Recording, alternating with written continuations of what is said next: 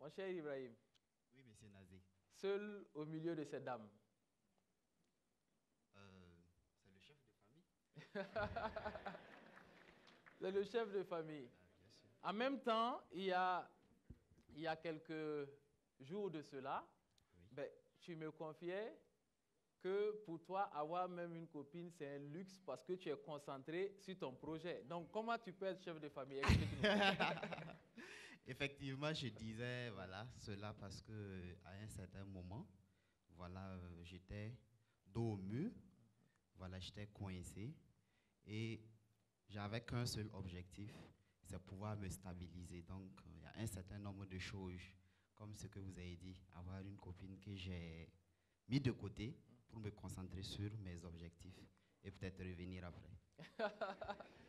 Alors, il faut dire que tu l'évoquais déjà, tu n'as pas eu une enfance facile parce qu'on te voit. D'ailleurs, les autres pépites t'ont surnommé le blanc. C'est ça.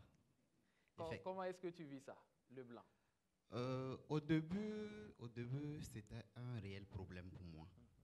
Mais au fur et à mesure, je me suis adapté grâce à ma maman qui a toujours été un soutien, voilà, à mes côtés. Et je me souviens qu'une fois, voilà, quand j'étais frustré dû à voilà, un manque de respect au dehors, quand je suis rentré, elle m'a frappé à jeter. Oui. Oui. Et le lendemain, je suis allé échanger avec elle. J'ai dit, ben maman, toi tu me soutiens à chaque jour.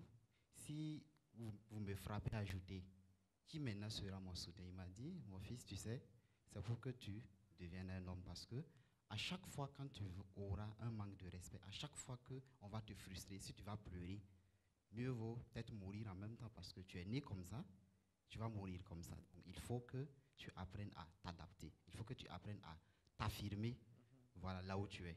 Oui. C'est ça. Et elle t'a tellement dit de t'affirmer que tu n'as pas trouvé mieux à faire une fois à l'université que de prendre la tête d'une grève.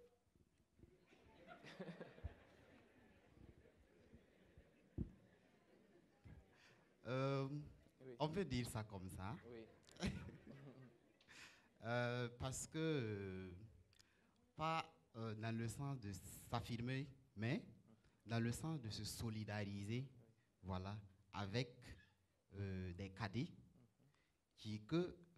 comment on appelle ça, je trouvais ils étaient dans une situation qui les arrangeait pas. Parce que moi-même, j'avais vécu ces situations et cette situation qui se présentait à leur niveau, moi, à mon niveau, je trouvais que voilà, ça allait les porter vraiment dommage. Et pour me solidariser à eux, j'ai dit, bon, il faut qu'ensemble, on puisse voir comment on peut améliorer cette situation-là. Oui. Voilà, Et cela t'a valu une exclusion de l'université. c'est ça. Parce que j'ai vraiment pris le combat à cœur. Oui, Voilà, j'ai tellement pris le combat à cœur qu'à un certain moment, bon, les responsables de l'université m'avaient identifié comme leader qui avait voilà, organisé en fait cette grève-là. surtout que tu es facile à reconnaître au milieu des autres. Voilà, Oui, effectivement, surtout que voilà, voilà, c'est ça quoi. oui. Mais Donc, on peut dire que c'est un mal pour un bien, parce que cela t'a permis de te lancer. effectivement, Oui. parce que euh, pour dire que quand l'exclusion intervenait, parce que j'étais dans un semestre 6 où je préparais ma licence en nutrition diététique. Donc j'étais en stage même pour venir soutenir. Et lorsque cette situation arrivait, bon, on m'exclut. Quelqu'un qui se voyait peut-être dans une ONG, Oui, voilà, on brise en fait, voilà, le rêve. le rêve, Oui. voilà, à un certain moment. Que faire? J'ai passé vraiment plusieurs nuits blanches. Et entre-temps, je me suis souvenu encore de ce que ma maman disait. Quand il y a une situation, il ne faut pas te morfondre, il faut essayer de trouver une solution. Donc, avant ça, j'essayais de vendre des mégas. Je vendais des mégas, je vendais des forfaits Internet et j'avais des économies à côté. Voilà. Aussi, je suis titulaire d'un bac professionnel en industrie agroalimentaire. Donc, ce qui concerne la transformation, c'est mon domaine. Donc, avec mes économies que j'avais à côté, Et quand, là où j'étais, je vivais dans un 12 tôles. J'ai dit, bon, ça même, il faut que je laisse ça tomber. Je vais aller rejoindre les autres au salon. Je vais utiliser mes 12 tôles, plus mes économies. Je vais commencer à produire des jeux. Et c'est comme ça que j'ai commencé. Et quand j'ai commencé, bon, avec cette somme-là, je produisais peut-être 2, 3, 4 ans. Je sortais vendre ce que je gagnais. Je revenais, je produisais et je faisais sortir un peu, un peu.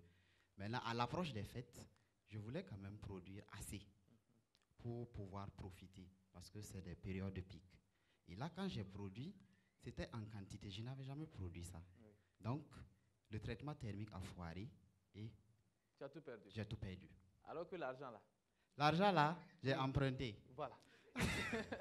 Pour produire. Pour produire. Oui. Un oncle qui nous regarde actuellement, que je lui dis merci d'ailleurs, qui m'a donné 150 000 et puis m'a dit que prends, tu vas essayer de produire. Donc j'ai pris. Et quand ça a foiré, bon, qu'est-ce qu'il faut faire? Je retourne vers la maman. Je dis, ah, il faut que vous m'aidiez. Elle me dit que je vais te donner, mais ce n'est pas un don. Parce que depuis que je suis à l'université, elle ne me donne plus de l'argent. Quand elle me donne, quand j'en ai besoin, c'est à rembourser. Oui. Voilà. Donc, elle m'a trouvé un peu d'argent. J'ai reproduit encore, j'ai vendu et j'ai pu payer le crédit que j'avais pris. J'ai essayé aussi de partager avec ceux qui m'ont aidé à produire, mais j'étais en faillite parce qu'il n'y avait plus rien. Oui, oui. Voilà, que faire? Tu es allé offrir tes services ailleurs. Voilà. Oui. Il y a un coro que j'appelle affectueusement, qui a vu que réellement, bon, je me bats tout et tout. Il m'a dit que, tiens, il y a un projet en milieu rural. Je veux que tu viennes former des jeunes déscolarisés. Là, on m'envoie dans un village à 75 km de Bobo, Koreba. Voilà, vraiment un village où, pas pour les dénigrer, mais vraiment pour faire 3 jours là-bas, Oui. il faut avoir vraiment la tête sur les épaules parce que il y a pas de boutique. Bon, on se croirait en 1960. Est-ce que tu sais que les Koribalais nous suivent actuellement? Bon, c'est pas pour les dénigrer, mais eux-mêmes ils savent. D'accord. Ok. Eux-mêmes ils savent. Parce que c'était vraiment pas simple. C'était vraiment pas simple là-bas. Bon, comme je voulais avoir un peu d'argent pour venir relancer mon activité, j'ai dit bon, je vais faire le sacrifice qu'il faut pour repartir. Donc, et là-bas aussi, pour avoir à manger, des fois, c'était pas. Puisqu'on vendait même, il n'y a même pas un coin où on va à manger là-bas. Oui. Alors que, bon, moi, je suis nutritionniste. Bon, voilà, je sais que par jour, il faut avoir telle quantité de protéines, telle quantité. J'ai dit, ah. Ah bon, d'accord. Donc, Ok. mais ce village aussi n'était pas si mal que ça parce que j'ai découvert quelque chose de formidable qu'on appelle les produits forestiers non liés. Là, j'ai commencé quand même à voilà, grignoter quelques fruits, tout et tout. Et comme je suis nutritionniste, ça m'a poussé à chercher. Le fait que je mange ça là, est-ce que ça ne va pas me causer des problèmes? Et là, c'était une surprise assez agréable parce que non seulement ça ne va pas me causer de problèmes, mais ça va améliorer ma santé parce que j'ai découvert par exemple le néré qui contient tous les acides aminés essentiels dont le corps a besoin. Oui.